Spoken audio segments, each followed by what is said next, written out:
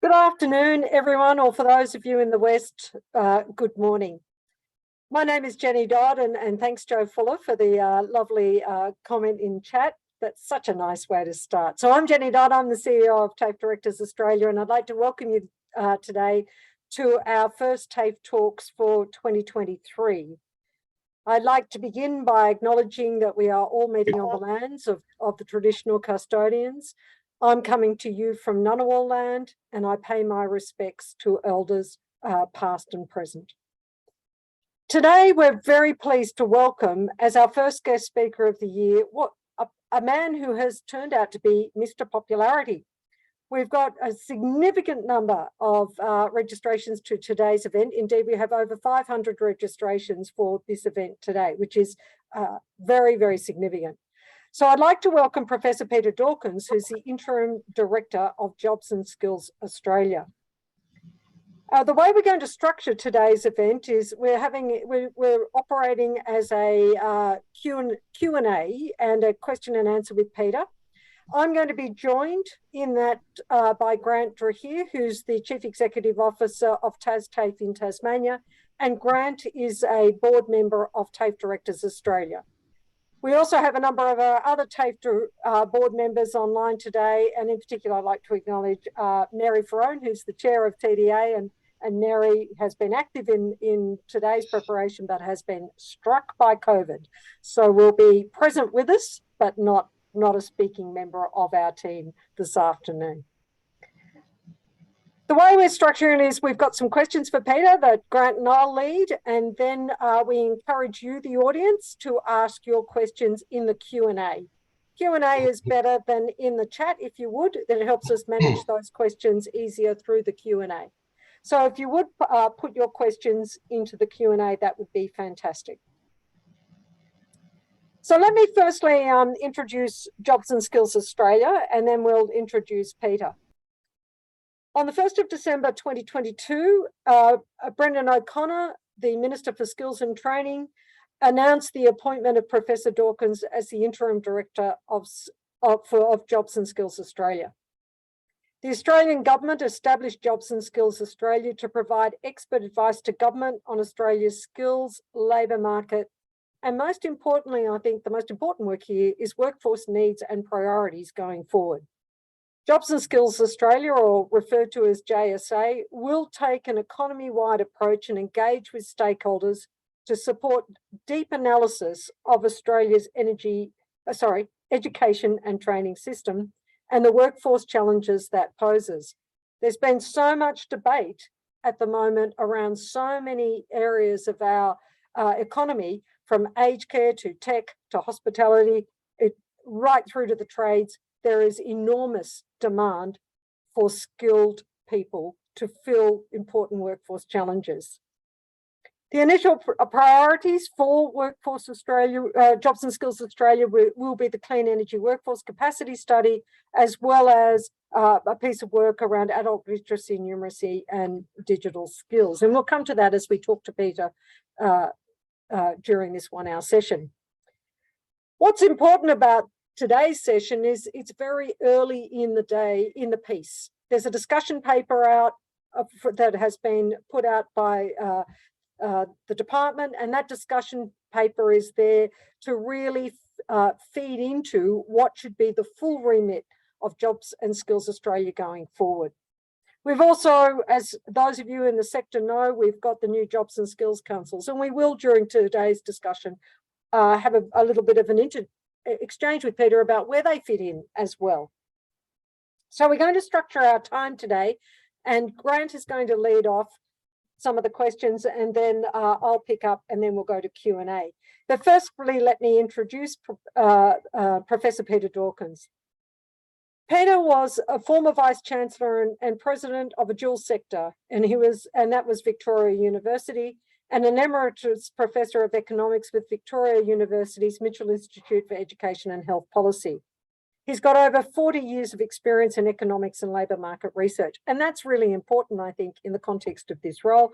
It's important at a range of levels. One, it's important that dual sector experience is critical, because this does come under the banner of vocational education and training, and under the department under Minister O'Connor, although its remit has expanded.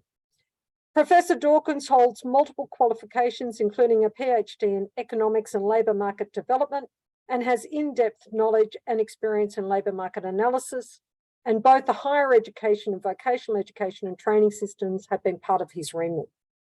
He's held senior positions as well in the Victorian Public Service, including Deputy Secretary of the Department of Treasury and Finance and Secretary of the Department of Education and Early Childhood Development.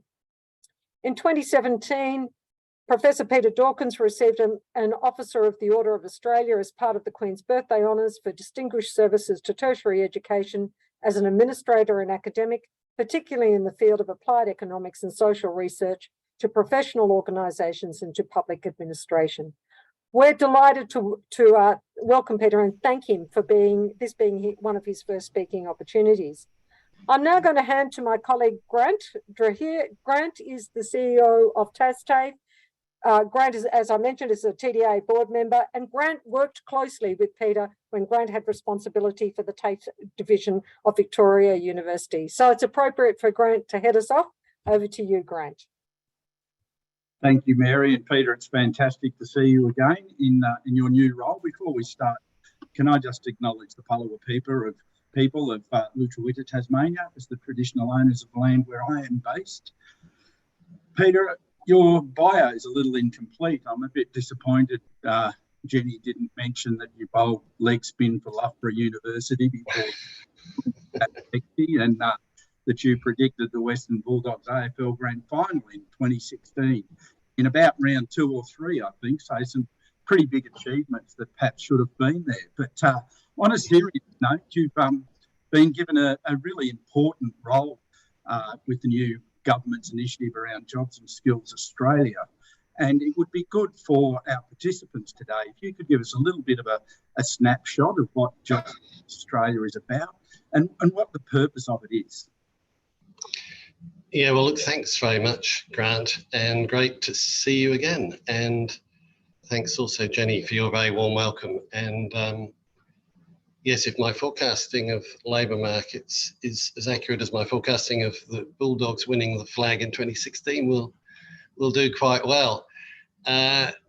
So Jenny actually did a good job of saying what the role of Jobs and Skills Australia is, or as it was defined in the legislation, and the Minister has given me a letter of expectations, and at the core of that is providing advice to government and stakeholders in general across the skills system, giving them advice about future skill needs and also about how well the skills system is meeting those needs and ways in which perhaps it could be enhanced.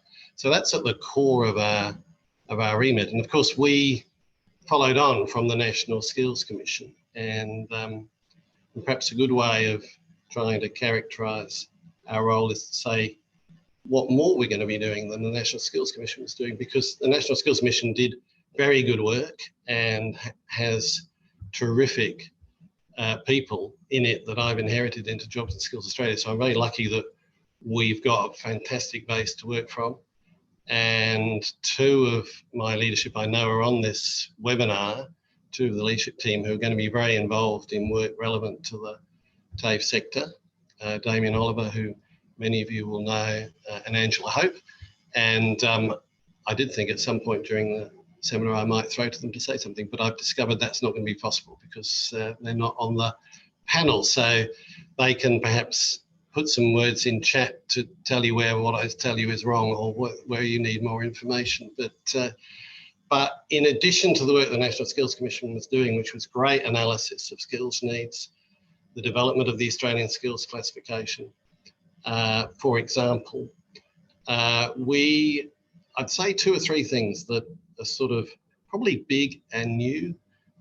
One is we've been asked to engage wholeheartedly with key stakeholders around the skills system.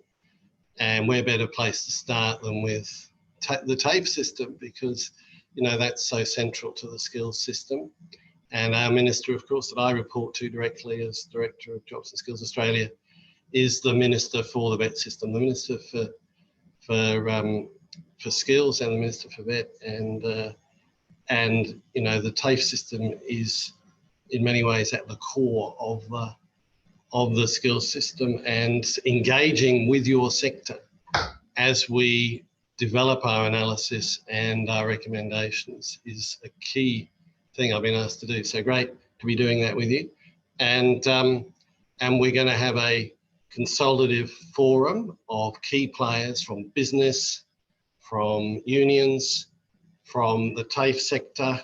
Hasn't been announced yet, but I think we can fairly strongly predict there'll be very strong representation from the TAFE sector, and from the higher education sector as well, and from the states and territories, as well as the federal government. So these are the key players, if you like, in the national skills system. We're going to engage heavily with them in our work. And of course, I mentioned the higher education system, so that's one of the things that Jenny mentioned, that in a way our remit's been expanded. So for example, the Australian Skills Classification that we're the owner of, we've been working very hard to make sure that the skills we're defining are well connected with the VET system, and that we know what sorts of skills we expect from those people with VET qualifications. We're now being asked to do the same thing for higher ed. So we've got a more comprehensive coverage.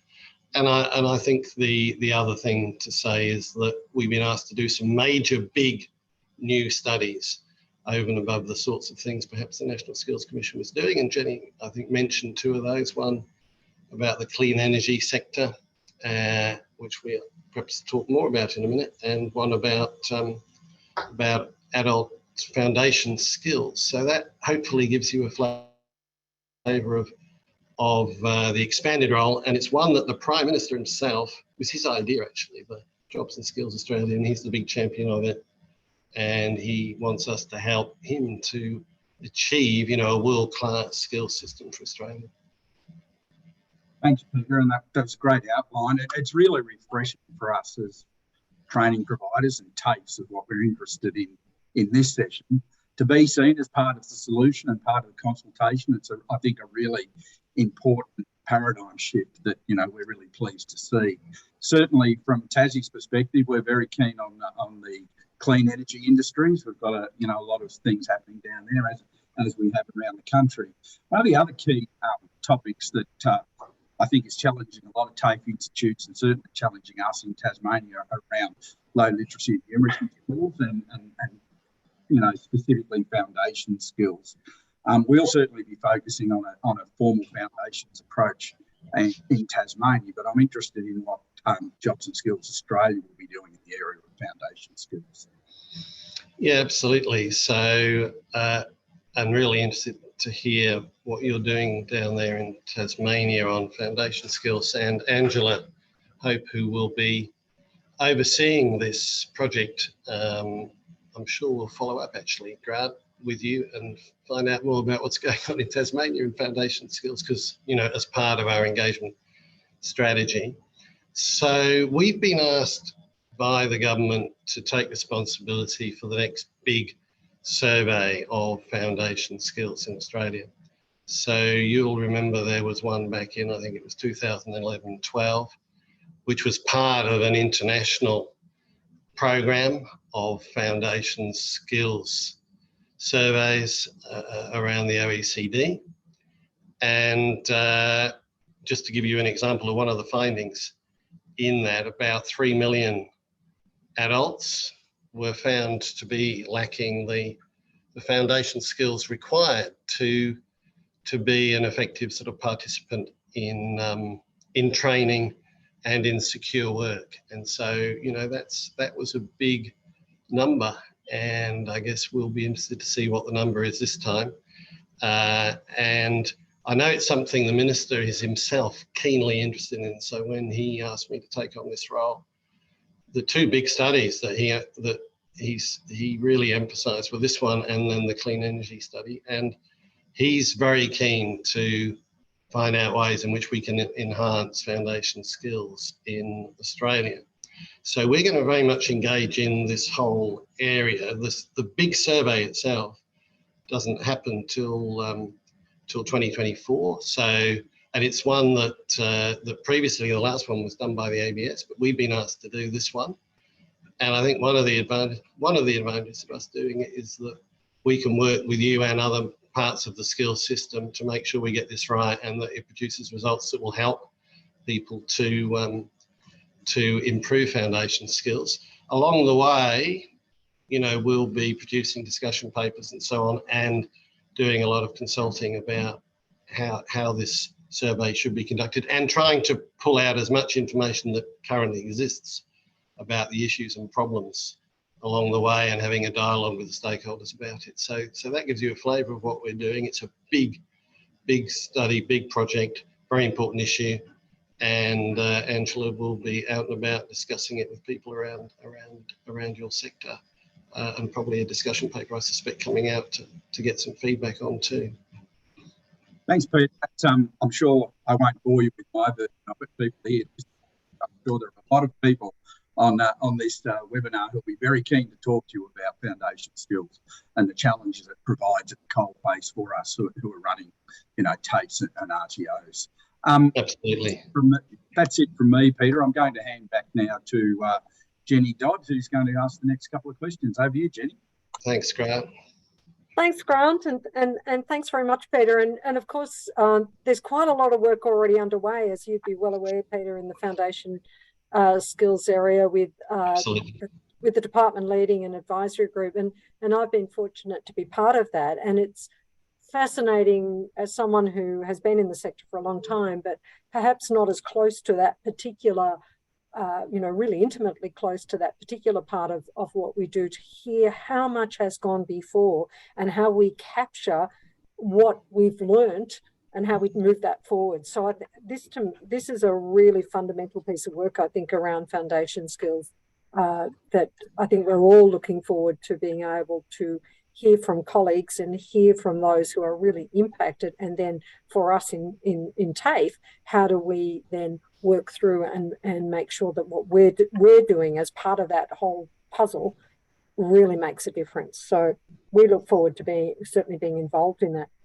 Peter, the second part then, or the second priority is, as has been identified, I think you said by the Prime Minister in the first instance, was the priority around the clean energy sector. So we're TAFEs in particular, and this is a TAFE TAFE talks. It's a TAFE seminar. So we are doing a huge amount of work in this area. We've got today on our website, if you go onto TDA's website, there's an article there about what TAFE New South Wales are doing in terms of electric buses. They're at our TDA convention in 2022 in November last year. We had a number of really broad discussions from hydrogen right through to the whole spectrum of what our TAFEs are doing in wind, in solar, and so on, right across the clean energy sector. So we're interested to hear a little bit more from you about what that study is about and where you anticipate that will land. Yeah, absolutely. So clean energy is a major priority, of course, of this government. And when I met the Minister just before I started the role, he said that this was the thing we're doing that more ministers speak to him about than anything else. So he's got quite a lot of ministers saying, when you're doing this, what can we get from you as soon as possible, because this is a major priority for the government. And so it's one of our first big deliverables. It's something that's got to be done over the next 6 months. Damien Oliver is overseeing the project, and you are, I know, going to be speaking to him soon. So I encourage you to have a big discussion about this project and the role of the TAFE sector in meeting the skill needs in this sector. So what we will be doing is looking at the jobs that will be needed for Australia to transition to net zero by 2050. That's kind of, in some ways, a sort of a baseline, because the government's committed to achieving net zero by 2050. But you will have increasingly heard the government talking about the potential for Australia to be a clean energy superpower because of our abundant renewable energy resources and a number of other assets we've got that will help us to become a clean energy superpower. And actually my leadership team met on Monday with Ross Garnaut, who did the climate review, of course, in about 2008, the Garnaut review for the federal government, and has recently published 2 books on Australia as a clean energy superpower. And so that sort of superpower scenario is one of the scenarios that we'll be looking at, and it's a really exciting future for Australia if we follow that scenario, when there'll be huge numbers of jobs created in places that people are quite pessimistic about at the moment, or increasingly realizing the opportunities actually, but areas of declining mining industry jobs are actually the kinds of places where these renewable energy projects and associated value-added sort of downstream manufacturing and so on has huge potential. And in this, if we become a superpower, it will, I mean, Ross's view, it'll just be huge labour shortages and an amazing number of job opportunities, mainly in sort of regional and rural Australia. And so whereas jobs in the past have tended to be, in the last 20 years, mostly created in cities, many of them will be in regional and rural Australia. I expect we've got quite a lot of people on the call from regional and rural Australia. And actually, just as a slight footnote, more than a footnote actually, today we've put out a report about TAFE in regional and rural Australia. So that is a report that was largely done by our predecessor, the National Skills Commission, and that has a look at how well TAFE does in meeting the needs of regional and rural Australia. It gets a pretty good report card actually of being relevant to the industry needs in regional and rural Australia, high student satisfaction. Have a look at that report, great report done by the staff of National Skills Commission that have come into Jobs and Skills Australia.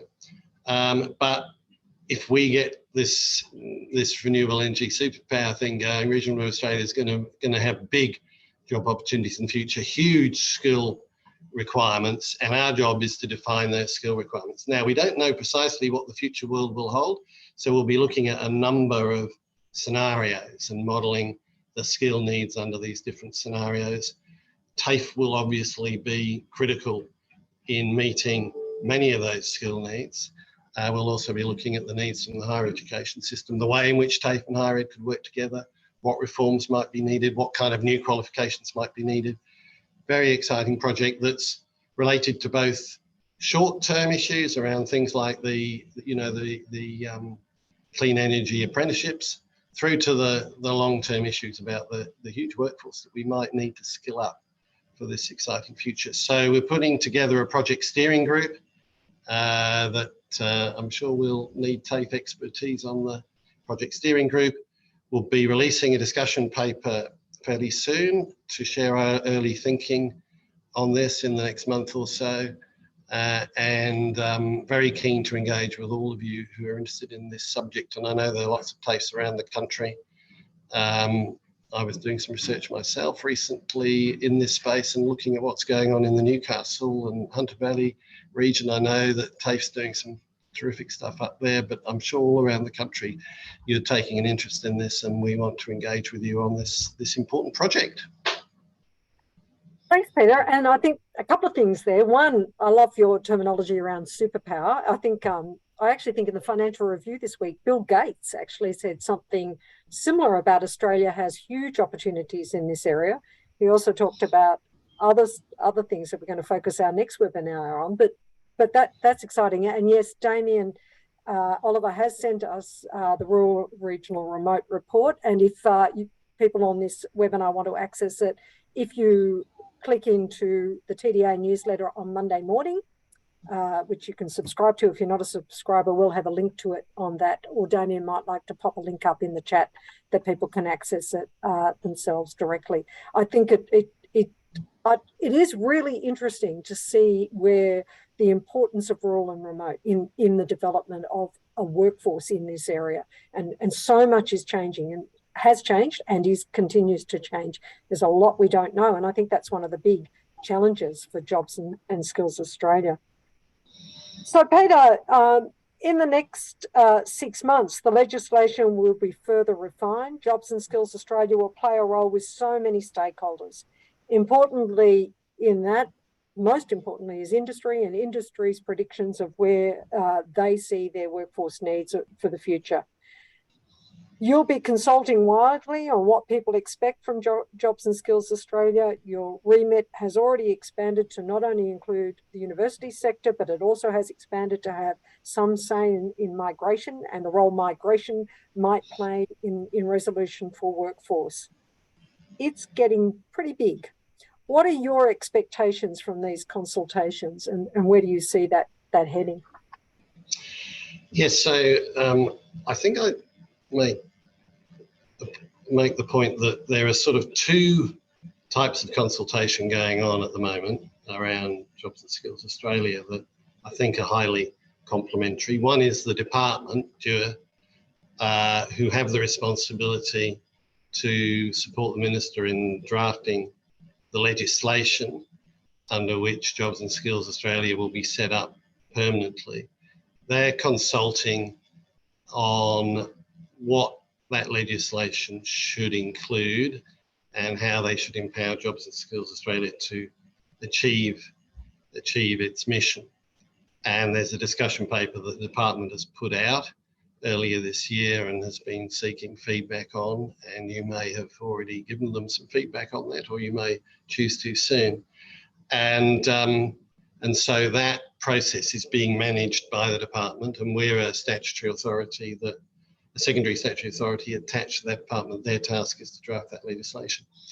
I think that alongside that, Jobs and Skills Australia itself is engaging with stakeholders such as yourselves to help shape our agenda, both as currently allowed for under our interim legislation, but also in anticipation of where the legislation may well go. What do we need to do? How do we need to configure ourselves to meet the expectations of the organisation, and the consultative forum that's being established with TAFE and higher ed representation, with business and union representation, with state and territory representation. That consultative forum will be a key place where we will be getting advice from stakeholders about what we should be doing, and that advice from consultative, I'm sure, will be fed through also to the department as they draft the legislation. Meanwhile, it's helping us to shape. We've been asked to take to government a proposed work program for next year, so there's this consultation going on around what that work program should be. So that gives you an idea about the consultation. Now, let me just pick up on one other thing you said, though, about the scope of our work. And I think a good way to think about this is to think about the fact that we've got this kind of helicopter view of the national skills system. If you think about the national skills system, TAFE, of course, is a core element in the national skills system. The whole vocational education and training sector, the higher education sector, key parts of the national skills system. Of course, then there's the migration system, which brings skilled workers in and brings some lower skilled workers in as well. And one of the advantages of Jobs and Skills Australia is that we've got this ability to look at the way in which all this fits together and how successful is the whole system, how complementary is the training system with the migration system. how complementary is the vocational education system with the higher education system, and where do the levers need to be pulled to enhance the TAFE system. So we'll be monitoring and measuring the outcomes from the skills system, the outcomes from the VET system. You know, we've already been doing that. That's in a sense our core business and our minister's core business, because, you know, VET and TAFE's at the centre of it. But we're now also going to be looking at the outcomes of the higher education system. We've been looking for some time at the outcomes of the migration system. A new lens, though, is how do we make sure all these systems are complementary to each other, and what enhancements can be made not only within each system but in the connections between them to both drive up the skills in Australia and match them best to the jobs that will, you know, that will be created in the Australian economy. And so so we're doing lots of analysis of all of that, and then we're asked to advise the key players about what they need to do to play their parts in the system, and advise key ministers, our own minister, but there's a broader list of ministers beyond Minister O'Connor. So the Minister of Employment is another key stakeholder who's very interested in things like unskilled, insecure work. What can we do to help get people out of unskilled, insecure work into better jobs? What's the role of the skills system in helping in that, and other levers that can be pulled? And then other departments of government, and of course around the Federation, all the state governments, how can we work with them to enhance the skills system? So for example, yesterday I was talking to my counterpart in Victoria, Craig Robertson, who is CEO of the Victorian Skills Authority, and so obviously they are a key player in that state in this national skills system, and we need to engage with them, with all the state governments that form part of the skills system, and how we can all work together. So it does seem like a big scope, but if you think about the unique ability we've got with this helicopter view and how we can advise the different parts to effectively work together to make this skills system world class, that is a way to think about our remit. Peter, I might just draw now on, just because our next couple of questions that we had planned are a bit more in the operational side of what you'll be doing. Before we get there, Yeah. there's a couple of questions in the Q&A that go to where you're talking about now, and I think I'd like to flag those. The first of those, and this is probably a small comment, I don't want to add, we add even further to this enormous remit you've got, but there's a couple of questions there around VET for schools.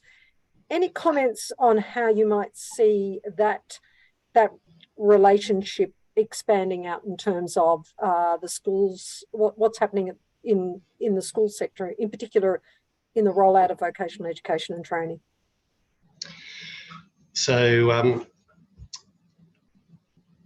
the relationship with the school system is something that I'm very conscious of being critically important, and actually I think that when you think about the Australian qualifications framework, that clearly needs to be enhanced to give much greater flexibility to put together qualifications that meet the needs of industry, that bring together vocational skills and perhaps more theoretical skills between vet and higher ed. So my great friend and tragically passed away last year, Peter Noonan, who did that review, he was a great passionate supporter of the TAFE system, and thought that the qualifications sort of tended to keep the status of TAFE down, of vet down, and higher ed up, and we needed to enhance the importance of vocational skills in that qualification system. Peter actually also did some work on senior secondary certification and the importance of much stronger pathways between schools and the tertiary sector, and how vocational and and more and higher education sectors can connect with schools and achieve those pathways more effectively. He incidentally I had many conversations with him about VET in schools, and I learned a lot from him about that. And he was of the very strong opinion that the quality of VET in schools was a serious problem for Australia, and needed to be greatly enhanced. And we need to talk to the TAFE sector about how to do this.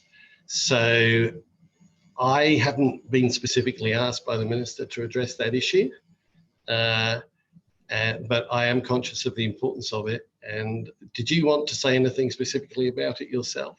No, but I think there were a couple of comments coming out of the Q&A, and I think it is remiss of us not to remember the importance of schools within the entire jobs and skills ecosystem. Absolutely. And the critical importance of, and I think you raised at the AQF review in the light of that as well, and how all of that lands.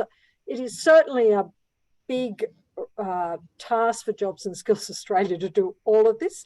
So there's going to have to be some pieces of that pie that perhaps become secondary in your considerations. You can't tackle everything all at once. Look, I think we need to remember that we are there to provide independent analysis and advice to support a whole lot of policy making processes.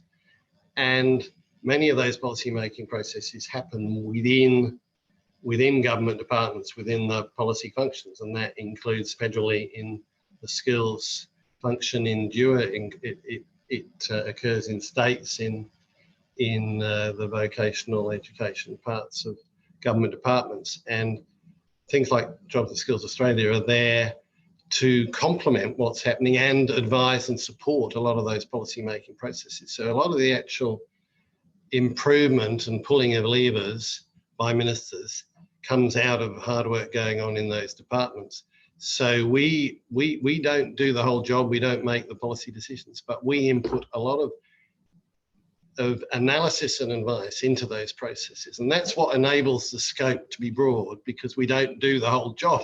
We're there to engage with all the stakeholders and all the relevant government departments, not only with specific responsibility for VET and higher ed, but actually also central agencies. So for example, at the moment, we're deeply engaged in discussions with the Federal Treasury about the employment white paper.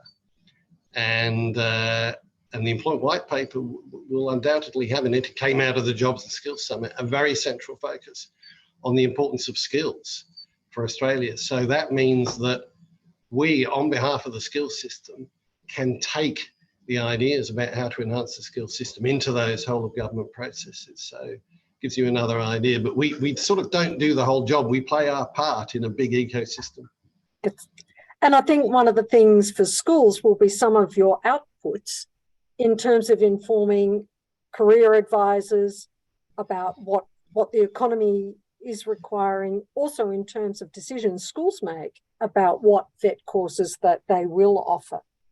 So I want to just turn to another, there's been a few questions, so I'm going to, they all have a little bit of a different nuance, but this was something that came out of Jobs and Skills Summit, which was around equity in our job market. And Kit has asked a question here, which is one I'm going to pick up, but there were a few in the Q&A that are a bit similar. To what extent will Jobs and Skills Australia's new committee, and I think Kit's referring here to the Foundation Skills Committee, include the lived experience of students and also centre the need to address inequity in our national vocational education system? I think the question here is around equity, and I think the second part of the question not answered by Kit in some ways is our gender biased industries that we've got to some extent and what that might mean in terms of some of the work you do. Any thoughts on that coming through these Q&As? So let's talk about gender biased industries first, and then I'll come to the broader equity issues. So had a very good discussion with the leaders of WAVE, who are very focused on gender equity issues in vocational education, and that was a fantastic discussion. And they were emphasising to me and Angela when we met them the importance of embedding equity into our vision and mission and not seeing it as an add-on. And so we're giving a lot of thought about how to do that, because there are some serious gender equity issues in the sort of training and skills system. So one that I became, one that I was aware of, but was highlighted in a report that came out of National Skills Commission as it was about to become Jobs and Skills Australia on future skill needs of Australia, was around, the persistent shortages in the traditional trades areas that are male dominated,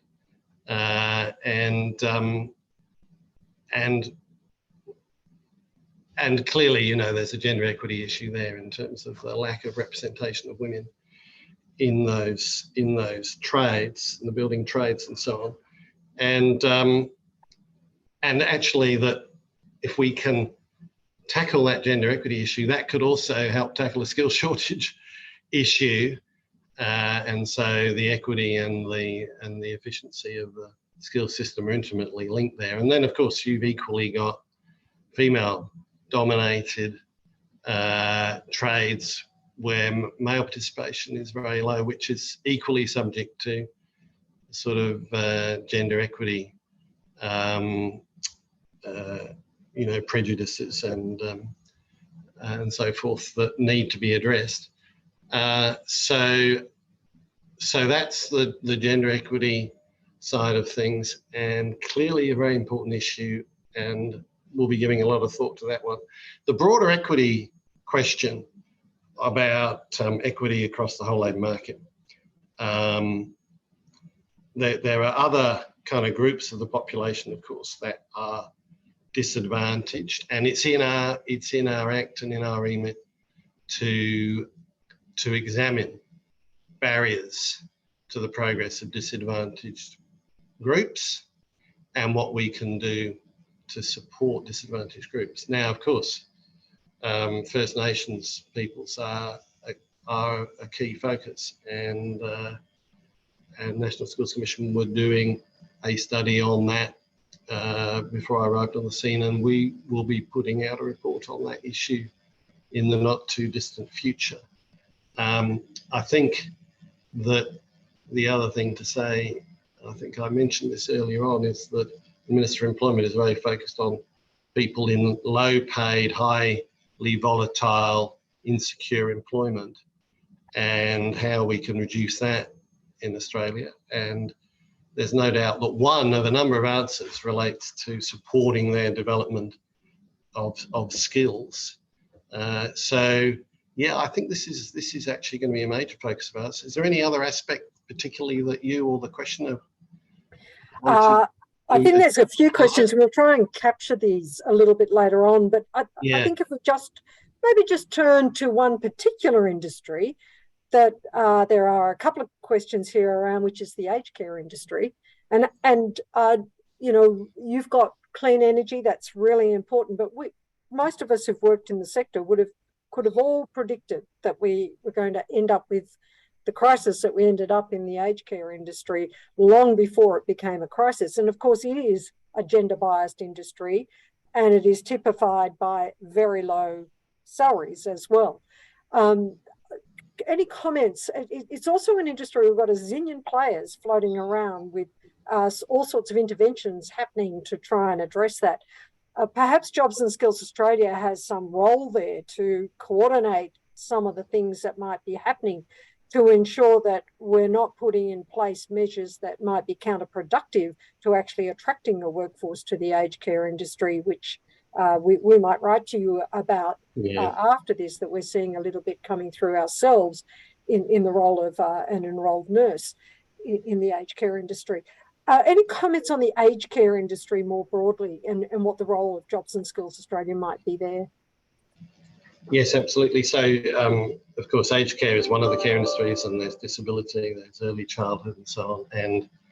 And You may recall that, again, National Skills Commission did a report on the care workforce a year or so ago, and was published last year. And there's a whole of government process going on in federal government around the care economy, because of course this is a huge growth economy. If you look at projections of the future work, this is one of the big growing sectors. And in the report we put out a few months ago about Australia's current emerging and future workforce skill needs, there was some work on big trends, you know, such as digitisation, such as decarbonisation, and then the other big trend was this huge growth in care. And so this is a big sector to be concerned about in workforce issues. And of course, it is subject to significant labour shortages. And you make the point, I think, that one of the main issues there is the working conditions of people in the care sector. And when you look at skill shortages that exist, it's quite important to think about, well, what's the cause of these skill shortages? So actually we've got some work going on analysing whether they're caused by a problem with pipeline in terms of training, whether they're caused by huge turnover in the workforce, that we might be getting plenty of people in there, but they're leaving very quickly. And so, you know, the whole thing will just keep churning. And so unless you address that churn, you're not really going to solve it simply through training. And then, of course, the question is, should we be bringing migrants into these sectors? And the care industry is a classic case in point to try and figure out the answer to that puzzle. And I think, as you rightly said, working conditions in the industry are an important part of it. There's been big reviews going on of the aged care sector. And of course, there is an attempt now to boost the wages of aged care workers, which may well help. Whether they've been boosted enough is an interesting question. But yeah, look, I think the care workforce will be a very important focus for us, and we'll be keen to, again, get all views around the world about what the issues are there to help us along the way. We look forward to writing to you soon, Peter, along with a swag of other people, about the role of the enrolled nurse and those who qualify with the diploma of nursing, which we believe has the risk of not being identified as really one of the key solutions. But that's a detail, and we'll come back to that at another time. So we might move now, Peter, and there's quite a few questions in the Q&A around this, to a couple of operational questions. The first is, there's lots of people who want to know what will be the interaction between Jobs and Skills Australia and the Jobs and Skills Councils. How do you see them as interacting, and what does that look like going forward? So this is a really important question, and one that we're very focused on thinking about right now as the Jobs and Skills Councils are being set up. And I'm going along to a senior officials meeting next week with senior officials around the vet system, and that topic will undoubtedly be discussed with them, because of course it's again it's the department here, DUA, who've set up the Jobs and Skills Councils and are overseeing their organisation and administration. And I was actually speaking to my colleague in DUA who's responsible for this morning, and we'll be having more discussions about our role in this. But what's very clear, both from talking to her but also talking to the Minister, we are expected to play a key role to support the Jobs and Skills Councils. And we've got to engage with them to figure out how that's going to work. And they, of course, are going to be asked to advise on skill needs in their respective sectors. As you know, there's 10 of these councils, and the sectors are pretty well defined, and we know who the organisational leaders are and so on, and what their names are. And we expect to be meeting with them, probably individually and collectively, over the next few weeks. But so I can't preempt exactly what the role is going to be, but clearly they need intelligence on skill needs, and we're the primary source of that, working with our state counterparts who've also got intelligence on that, and also they are there, aren't they, to sort of help drive the training packages and what's needed in the training packages. And of course, having these smaller number of jobs and skills councils as opposed to the old system is partly to make it consistent with the reform of qualifications, to move them to more broadly based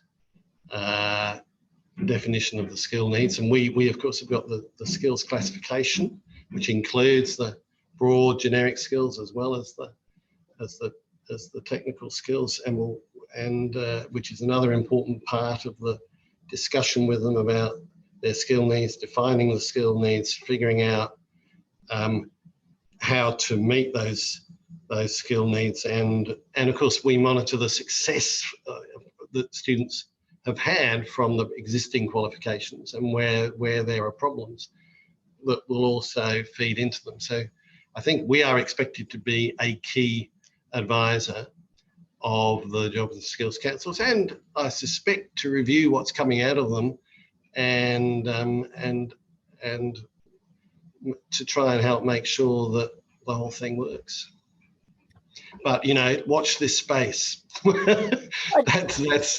that sort of general statement will become much more specific over the next few weeks and months. And I guess it's not specific governance I'm referring to here, more an oversight. One of the things that I think right across the sector people will be looking for is a less siloed approach than perhaps the previous iteration potentially had, so that we're connecting these industry dots much more strongly. Absolutely. Really important, Peter, in the development of jobs and skills councils is the tripartite nature of both what you've got to do, which brings in our unions and our industrial relations systems. I've often, when I speak to university people, often say one of the things that really defines the vet sector that is different often to your thinking when you sit in the university sector is that we are part of an industrial relations system in many times, in many of the qualifications that we deliver. The importance of the unions in this tripartite arrangement and in the work that Jobs and Skills Australia will do. Any comments there? Yeah, look, will be critically important. That's been made very clear to me, and you'll see unions well represented on the consultative forum of Jobs and Skills Australia. And tripartism is a key philosophy, I think, of the Albanese government, and so we will be engaging strongly with business and unions, as well as with TAFE and training providers and higher education providers and so on, and that has already started. So I've been meeting with key leaders in the union movement about how they're going to engage in this process of trying to enhance the skills of Australia, and they're keenly interested in the topic and want to work with employers. So and I think it's reciprocated as well. So there seems to be a huge degree of goodwill to get the parties, business unions and government working together to the benefit of Australia. So I think this tripartism's, and as you say, you're reasonably familiar with that in the TAFE sector. I think that is going to be a core feature of the way in which we operate, and the advice that we give and the stakeholder feedback we'll be using to provide that advice to government. There's a question here, Peter, in the Q&A, which is going to take you back to an earlier iteration of your life. In 2021, you and Martin Bean wrote a paper called University Industry Collaboration in Teaching and Learning, which I think is, many people on this forum today will have read that paper, and where you actually flag cadetships in higher education. lots of our TAFEs deliver higher education. Do you see there a role there for, what's your comment on cadetships within the higher education degrees offered at TAFE? And how do we go about really pushing that forward? Yeah, well, the interesting thing about that review from your sector's point of view is that we were asked to review university industry collaboration. And when you read the report, it actually reads more like collaboration between industry and the tertiary system, because there are a lot of references to VET, and partly because VET's more experienced in working with industry than higher ed in the educational space, but partly because when you talk to industry, and that's what we were asked to do, talk to industry as well as higher education providers about what they think needs to happen in collaboration between universities and industry. And you couldn't do that without them mentioning TAFE and VET, every time we talk to them, because what they're interested in is skills, not whether it comes from higher education or VET. And so really what we argued for was an industry tertiary sector collaboration that involves universities, TAFE, and industry and other tertiary education providers in a sort of an ecosystem that fostered collaboration. And we, for example, recommended innovation projects that brought together VET and higher ed and industry in joint projects. But then to come back to your question, yeah, cadetships was a big recommendation, and there's a recommendation that higher education get into this game. Of course, the apprenticeship system is the old system we've got of connecting, of employment-based learning, and of course the job outcomes from apprenticeships are, high success rate in job outcomes as you'd expect from an apprenticeship system. And of course, what employers are looking for in addition to skills and qualifications is experience. And of course, what better way to do that than to actually have the experience while you're doing the education? And it was very clear that a lot of people coming through tertiary education were having difficulty getting a foothold in the skilled labour market because they didn't have that experience. And so we argued for a significant investment in cadetships. And of course, in other countries, there are higher education apprenticeships as well as vocational education apprenticeships. And of course, there's been experimentation of that kind in Australia around higher apprenticeships with VET and higher ed working together. Yeah, VET being involved in higher education as well, absolutely. So, but I still am a great believer in this strategy of in education. What of course you'll find as the labour market's got tighter now. We were doing that report when COVID was still had a big impact on the economy. Of course, now that we're close to full employment and labour is more scarce, employers are hiring school leavers into jobs that previously they were hiring experienced workers into. And actually that forces them into effectively a cadetship type model because they have got to learn on the job. And so I think this is an environment in which TAFE and industry can work together, but higher education as well, to make a virtue out of necessity, really, and really get that cadetship idea humming. Peter, I think that example of stuff you were doing some time ago shows the depth of your experience in what you've taken on. We're delighted you've got the leadership to drive this forward. We really look forward to working with you. Thank you for joining TAFE Directors Australia today and all our participants. Thank you to all our participants for your questions. We didn't get to them all. We've had a great conversation with Peter. We have another TAFE Talks in 2 weeks' time, and we're going to turn our attention to something entirely different, and that's the whole area of ChatGPT and all of the stuff that's happening in the area of artificial intelligence. A very different conversation. Peter Dawkins, thank you very much for being our guest speaker today. Final word from you. Oh, well, thank you very much, and great to be in a forum with so many people from the TAFE sector and the vet sector more broadly. So it's been great. This has been my first big engagement, and what better one to have in the job. So terrific. Look forward to seeing you again soon. Thanks, Peter. That's it, everyone. See ya.